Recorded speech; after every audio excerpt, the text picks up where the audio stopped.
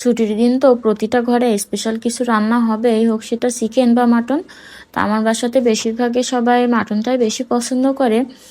তো এখানে মাটন রান্নার জন্য মাংসগুলো ভালোভাবে ধুয়ে তারপর আমি ম্যারিনেট করব। তো ম্যারিনেট করার জন্য এখানে সমস্ত মশলা দিয়ে দিলাম আদা বাটা, রসুন বাটা, জিরা বাটা, পেঁয়াজ বাটা, লবণ, হলুদ, ঝালের জন্য ঝালের গুঁড়ো, সরিষার তেল আর কয়েকটা তেজপাতা। তো এখন আমি ম্যারিনেট করে নেব। তো মশলাগুলো যেহেতু ফ্রিজে ছিল, এখনও বরফ আছে, তো আমি হাত দিয়ে একটু ভেঙে নিলাম। আর নর্মালি আমরা বেশিরভাগ সময় তো মশলাটা কষিয়ে রান্না করা হয়, তবে যখন একটু তাড়াহুড়ো থাকে তখন কিন্তু এভাবে ম্যারিনেট করে আমি রান্না করি। এভাবে রান্না করলে রান্নাটা যেমন তাড়াতাড়ি হয় তেমন খেতেও কিন্তু ভালো লাগে। তো এখানে মাংসটা আমি চুলাতে বসিয়ে দিয়েছিলাম। তো মাংস আমি ঢেকে ঢেকেই কষাই। তো দেখুন এখানে মাংস থেকে কিন্তু বেশ অনেকটাই জল বেরিয়েছে। তো আমি অল্প আছে ঢেকে ঢেকে এই জলটা শুকিয়ে নিই।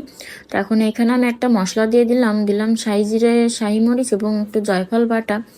তো এই মশলাটা দিলে খাসির মাংসের যে একটা আষ্টে গন্ধ থাকে সেটা কিন্তু একেবারেই থাকে না। তো যারা এই গন্ধটা পছন্দ করে না তারা কিন্তু একবার এই মশলাটা ব্যবহার করে দেখতে পারেন। তো এখানে কিন্তু মাংসের জলটা প্রায় অনেকটাই টেনে গেছে।